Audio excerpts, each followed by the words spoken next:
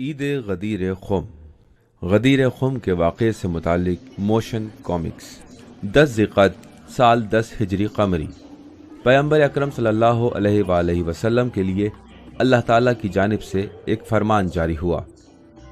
اے پیغمبر، ابلاغ کر دو، تمام پیدل و سوار اور جتنے بھی آگے جا چکے ہیں تمہارے پاس واپس آ جائیں۔ فتح مکہ کے بعد پیغمبر اکرم کا یہ پہلا اور آخری حج تھا۔ یہ خبر بہت تیزی سے سب جگہ پھیل گئی۔ حضرت فاطمہ زہرا سلام اللہ علیہا، امام حسن علیہ السلام، امام حسین علیہ السلام اور ازواج پیغمبر سب کے سب مسجد سجرہ پہنچ گئے، اور چند گھنٹوں بعد تاریخ اسلام کا اس وقت کا سب سے بڑا کاروان حج سفر حج کے لیے تیار ہو گیا۔ امام علی علیہ السلام جو تبلیغ کی غرض سے یمن گئے ہوئے تھے، فرمان حج کا سنتے ہی یمن سے ہی مکہ کی جانب روانہ ہو گئے۔ مکہ میں داخل ہونے سے پہلے پیغمبر اکرم نے کاروان حج کے لیے ایک نیا حکم نامہ جاری کیا۔ وہ لوگ جو اپنے ہمراہ قربانی لے کر نہیں آئے ہیں وہ احرام سے خارج ہو جائیں اور اپنے حج کو عمرہ میں تبدیل کر دیں۔ بعض لوگ اس حکم نامے سے ناخوش ہوئے اور مجبوراً قبول کیا۔ نبی مکرم کے احکامات پر یہ اعتراضات کا پہلا سلسلہ تھا۔ تمام حاجیوں نے 3 دن مکہ میں قیام کیا۔ پیغمبر اکرم نے اپنی خیمہ گاہ سے پروردگار کے ابلاغ کردہ پیغام کا آغاز فرمایا۔ علی میرا بھائی اور میرے بعد تمہارا صاحب اختیار ہے، علی میرا جانشین، اور علی کی نسبت میرے ساتھ وہی ہے جو ہارون کی موسیٰ کے ساتھ۔ دوسرے دن عرفہ میں تھے کہ آپ نے اپنے آس پاس کے لوگوں سے ارشاد فرمایا، اگر کچھ پوچھنا ہے تو پوچھو۔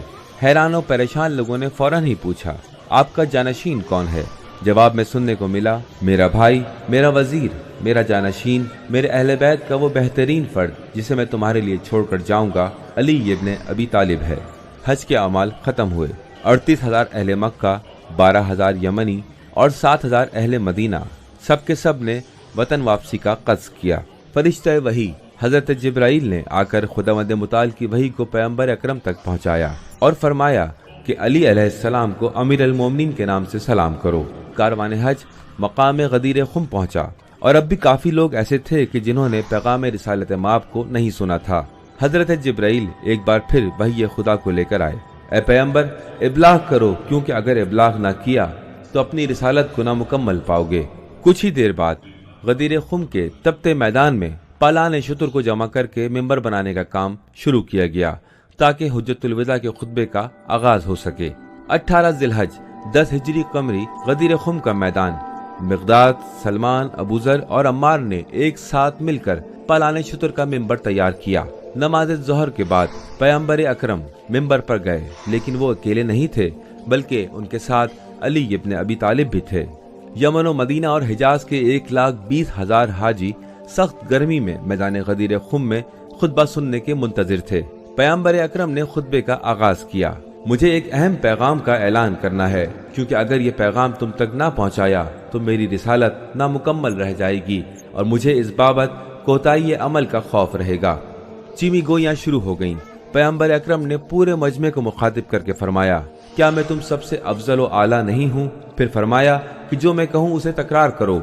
تھوڑی ہی دیر لگی، غدیر خم کا صحرا لوگوں کی آواز سے گونج اٹھا، اے علی، ہم اپنے دل و جان اور زبان و روح کے ساتھ تمہاری ولایت کی بیعت کرتے ہیں۔ لیکن بعض افراد کی نگاہیں مشکوک و تذبذب کا شکار دکھائی دے رہی تھیں۔ پیغمبر اکرم نے اپنے امامہ کو حضرت علی کے سر پر باندھا اور بلند آواز میں فرمایا، من کنت مولاہ فہذا علی مولاہ۔ پیغمبر اکرم کا طولانی خطبہ ختم ہوا۔ پیغمبر اکرم اور حضرت علی کا مخصوص خیمہ وہاں پر لگایا گیا۔ لوگوں نے گروہ در گروہ کی صورت میں خیمہ مبارک پیغمبر اکرم میں آنا شروع کیا اور مبارکباد پیش کرتے رہے، اور پھر امیر المومنین حضرت علی کے خیمے میں جا کر بیعت کرنا شروع کر دی۔ مرد امیر المومنین حضرت علی کے ہاتھ پر بیعت کرتے رہے، اور خواتین پردے کی دوسری جانب پانی کے برتن میں ہاتھ رکھ کر امیر المومنین علی علیہ السلام کی بیعت کرتی رہیں۔ غدیر خم میں قیام کا دورانیہ 3 دن تک جاری رہا۔ تیسرے دن کے آخری حصے میں اب بھی کچھ تھے جن کو تردید و شکوک و شبہات لاحق تھے۔